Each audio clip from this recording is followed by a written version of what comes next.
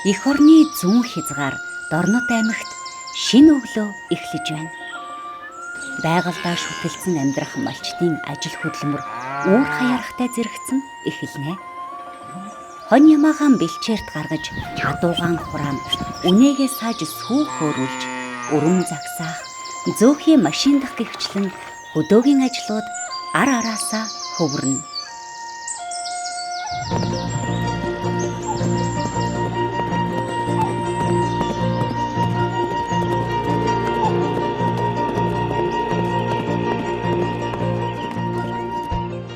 Нүүдэлчин амьдрал игэл даруй боловч байгаль цагуурын хатуу ширүүнтэй цаг үргэлж нүүр тулах тэсвэр төвчээр хатуужил шаардна. Налгар намрын энэл шаргал өдрүүдэд өвлийг өнтөөд авах бэлтгэлээ базааж отор нүүдэл, хадлан тижэл, ургац хураалт, сүү цагаан эдээгээ зэхэх гихчлэн их ажлыг тэд амжуулах учиртай.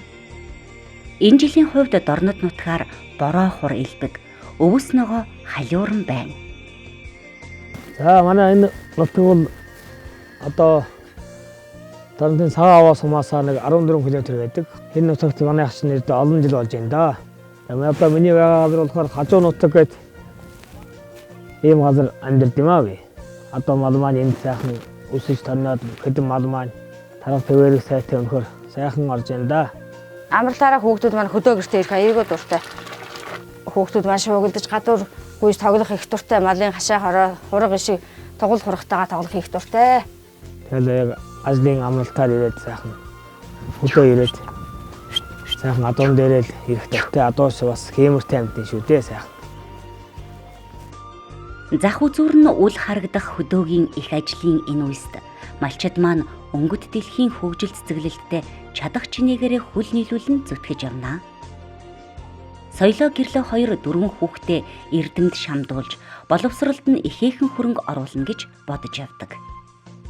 Тиймийн тулд цагаан аваа суманд хариуцлагатай уул уурхай хөгжүүлэгч Step Gold хувьцаат компанид ажилд ороод жил гарын хугацаа болж байна.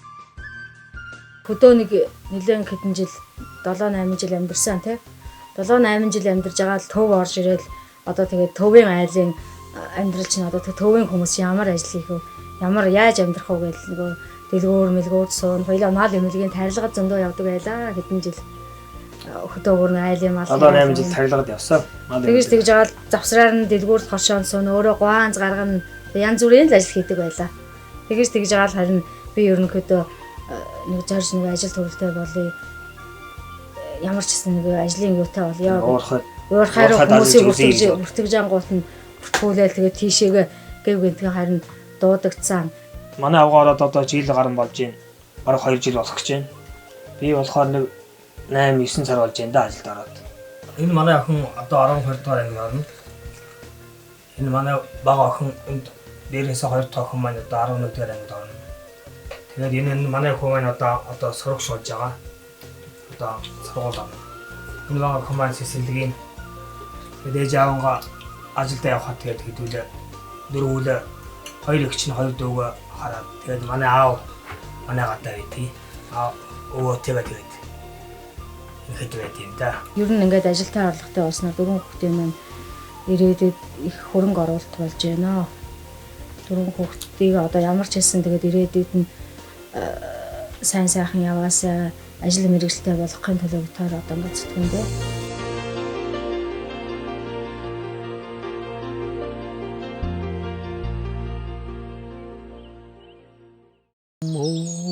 Байгаль 2 жилсэд хорвогийн амьдрал жигдэрээдэрлэн айта хүмүүс минь амьдрах сайхан амьдын орчлон энэ л үнэн шүү дээ.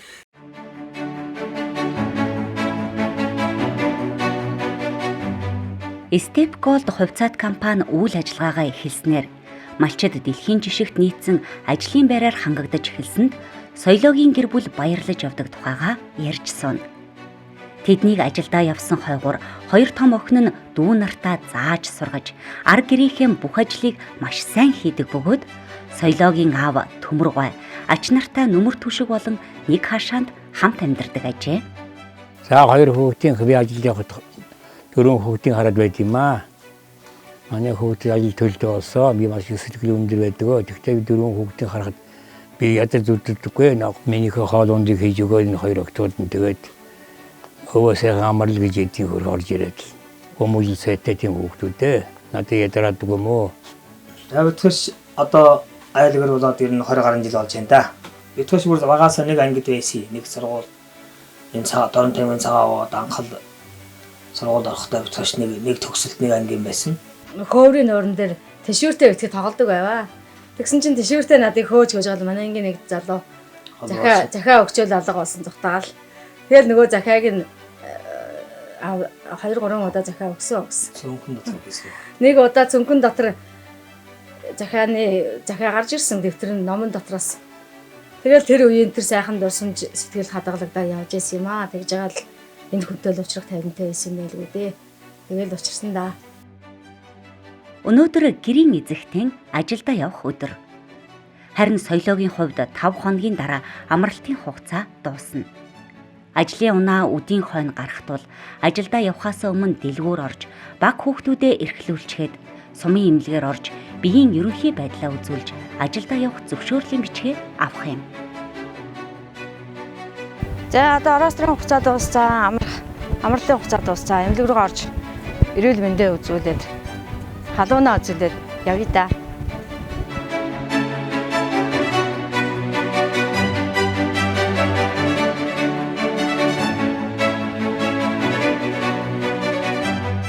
Талын малчин айлд өсөж торнож гүндийж боссон соёлоогийн гэр бүлийн хувьд хамт олонны дунд орж ажиллана гэдэг шинэхэн сорилт байжээ. Сорилт бүхэн ардаа ямагт сайныг дагуулдаг учраас одоо тэд хамт олондоо илгэсэг дотно ажилдаа хариуцлагатай туршлагатай нэгэн болон ажиллаж байна. Манай ажил бол өглөө эрт өглөө нарнаар уралдаад эхэлнэ. Өглөө 5:30-д босоод 6 цагт бид нар ихтэй ажилдаа бэлэн ирсэн байдаг. Тэгээ миний ажил болохоор энэ одоо 11-ээс ирсэн хүдрийг ословаарга аюулгүй болгоход юутэй ажилт юм аа, хариуцлагатай. За өнөөдөр манай энэ нутаг оронд алтан цагаан ууг их төсөл хэрэгжснээр одоо нутаг орноос маань нэлээдгүй олон ажилчид ажиллаж байгаа. Тэгээд нутаг орныхоо хүмүүстэй бүгд ингээд мөр зэрэгцэн явж эндээ ажиллаа гэр орондоо ойрхон одоо ажиллаж байгаадаа одоо их бахархаж явна. Манай энэ уурхай болохоор ажилтаа их дэмжиж аюулгүй байдлыг хангаж тохилог орчинд байлгадаг. Тэгэд энэ уурхайдаа бид нэр улам сайн хариуцлагатай ажиллахыг боддог доо. Ажил хийвэл ам тосноо гэх Монгол ухааны дагуу соёл чулууны гэр бүл өөдөө дэвшин баяр жаргалтай аж төрж байна. Тал нутгийн нүүдэлчин ахуй соёлоос шилжин дэлхийн жишгтэй компани хариуцлагатай ажилчид болсон тэдний амьдрал гэртээч ажил дээрээч аз жаргалтайгаар бужигнан байна.